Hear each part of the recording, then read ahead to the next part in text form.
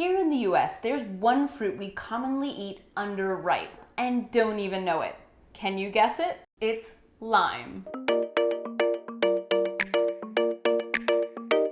We eat limes while they're still green. If farmers left them on the tree long enough to ripen, they'd actually turn yellow. So why don't we eat ripe yellow limes? Well, in the Americas, the most common lime varieties are sour, unlike other places like India or the Middle East, where you can easily find sweet limes. With the sour ones, sure, more sugars will develop as they ripen, but because they're highly acidic, or sour, the taste doesn't get noticeably sweeter. Since green limes can be shipped with less damage than softer, ripe ones, farmers pick them green. And so we've come to recognize the lime as a green fruit.